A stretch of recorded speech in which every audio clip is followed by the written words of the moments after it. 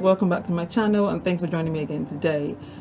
The topic on my mind today is the concept of time and basically what it means to everyone. If you guys actually have an idea of how this topic has played out in my mind over the past few years, you would actually think that maybe somebody makes my jollof rice with weed, but no one makes my jollof rice with weed, and I don't take weed. All right, it's just the way I've thought about it, the way it's laid out, the kind of things that cross my mind. It's not very normal. I'm gonna try as much as possible today to convey the thoughts of my mind about this topic as normal as possible, so I don't look like a freak, you know. All right, stay tuned. I don't know how many of us have watched Alice in Wonderland. There's a part where she asks, "How long is forever?" and the rabbit responds, "Sometimes just a second." I feel like the whole concept of time can be represented in some sort of a spectrum. So it really just depends on what's going on when and who it's happening to. It depends on what each person is going through. So take for instance, have you noticed how long time goes on for when you're in pain, when you're in an uncomfortable situation, an unpleasant situation? Time just seems to stand still. Maybe a lot of people can relate to this. Take for instance when you're fasting. God help you, you're doing Christian fasting where you don't break till like the next day at 6 p.m. That's like the full 9 yards.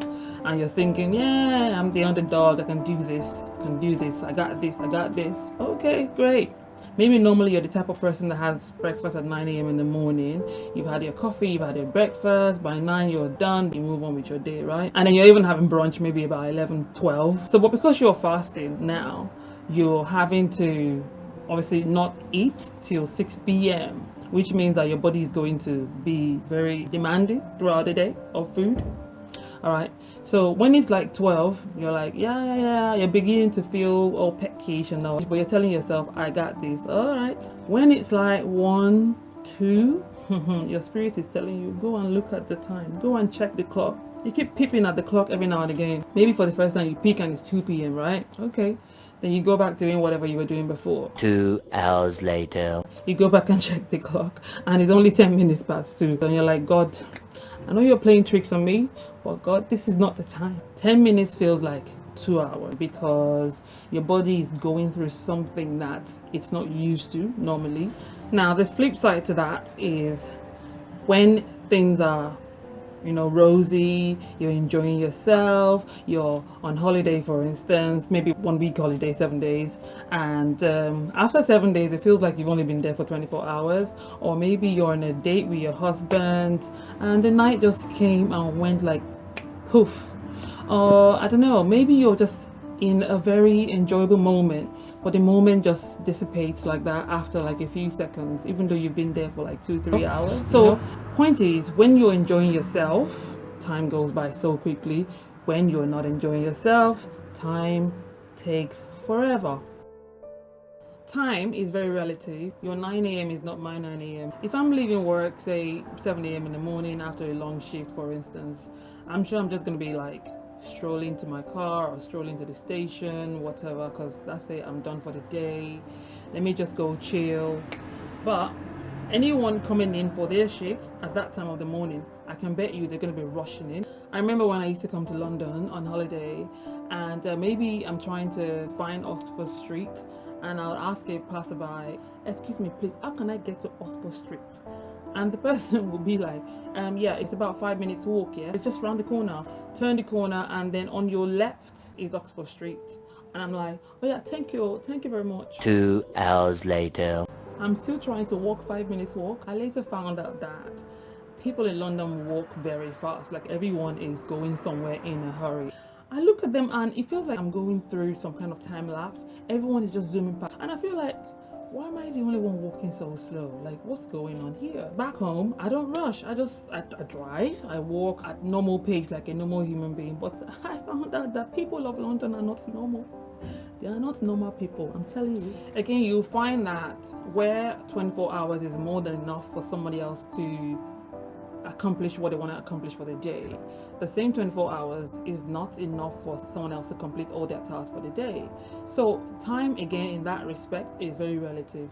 But talking about 24 hours, Please, who came up with this whole 24 hours idea? Who actually sat down and thought 24 hours is just about right to make up one day?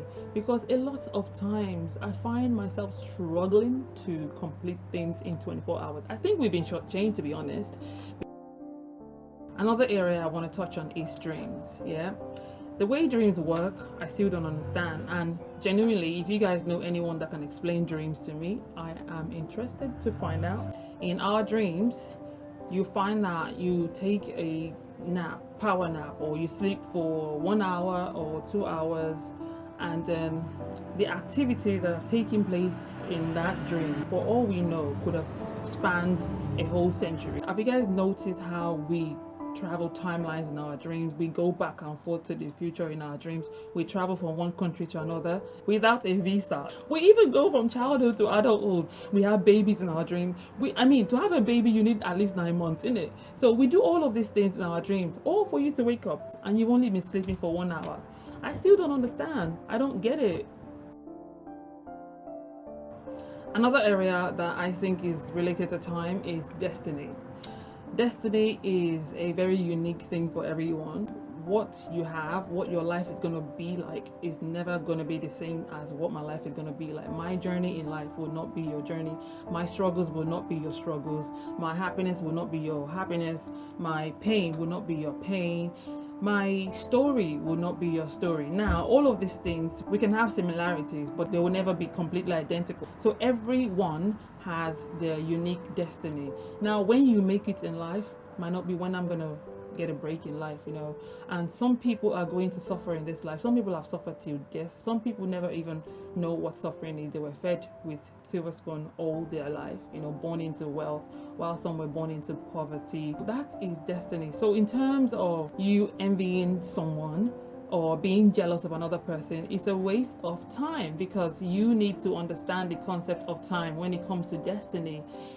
This person is making it today is because it's their time. When that time comes, when a person has been able to get their own break, all you need to do is to rejoice with them, so that when your time comes as well, hopefully people will rejoice with you. It's futile trying to be jealous of people, envying people.